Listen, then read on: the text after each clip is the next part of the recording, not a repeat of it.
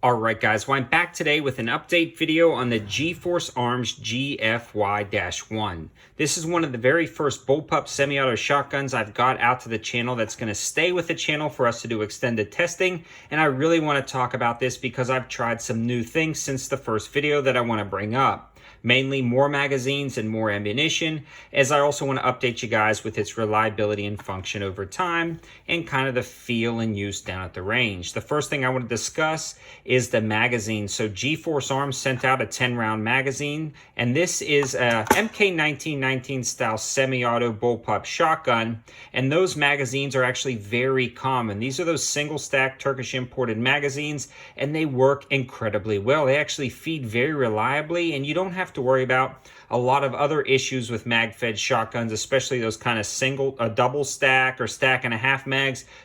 These actually feed really smooth out of these kind of very thin magazines. So they sent over one of those, and then American Pawn & Gun, located in Monroe, North Carolina, sent out some more higher velocity yet still low brass birdshot to try out, and that stuff worked great. And then American Pawn & Gun also donated a second 10-round MK1919 magazine, so we got to do a lot more shooting with that slightly higher velocity yet still low brass birdshot and these 10-round magazines. In a nutshell, if you're going to stop watching here because you want a quick take, it works great. It fed great out of these 10-round magazines. They locked up solid. I had no feeding issues whatsoever with both style mags that I got. And then the other cool thing is this ran 100% with low brass birdshot, but it was slightly over 1,300 feet per second. As ammo becomes more available, I'm trying out new stuff, and a huge shout out to American Pawn & Gun, located in Monroe, North Carolina. They started carrying these firearms in their shop, so they really want to see what it runs with so they can recommend to their customers what ammo to buy.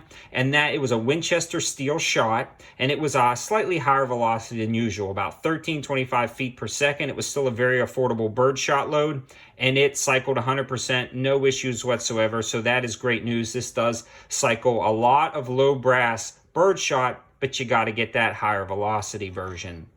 It fed great out of the 10-round magazines, and it's still really well balanced with the 10-round magazines. A lot of the weight is located to the rear, so even when you install those 10-round magazines, it still keeps that weight to the rear, allowing this to be a very nimble and well-balanced firearm, and it is a pretty slick setup. Nothing is walked loose, nothing is broken, it still functions great, and in fact, after the initial range trip, I haven't cleaned or oiled it, and it is still 100% functional, no issues whatsoever, especially with that higher velocity ammunition. We also put some more buckshot and slugs through it, courtesy of American Pawn & Gun, with no issues, and it is cycling great. One thing I do want to discuss is I did add a red dot to this like we talked about in the first video. This is actually a Creative XP large window red dot. These generally sell for about $110. It survived the water bottle test, but they're on sale for the rest of this month for about $86 with the code that I'll link in the description below. So you'll be able to find the code in the link to this red dot. It's been holding up great on top of this semi-auto 12 gauge. It hasn't walked loose. It hasn't lost zero. It is a pretty awesome option, and because it's a larger window than most tubular style optics, it's great for quick shooting with a shotgun. It allows you a wide field of view if you're going to be using this for 3-gun matches, personal defense, things like that. This is going to be a great option. It's been holding up well. So overall, guys, I absolutely love this shotgun. Every time I shoot it, I like it a little bit more and more. I'm getting a good feel for it. The recoil impulse is manageable. It's well balanced, and especially with that higher velocity ammunition, it's been 100% reliable.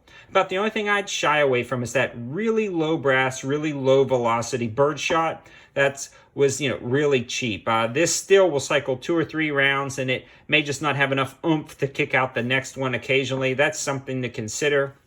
But if you find something a little bit more premium birdshot, this should run it just fine. Thanks for watching, guys. Have a good one.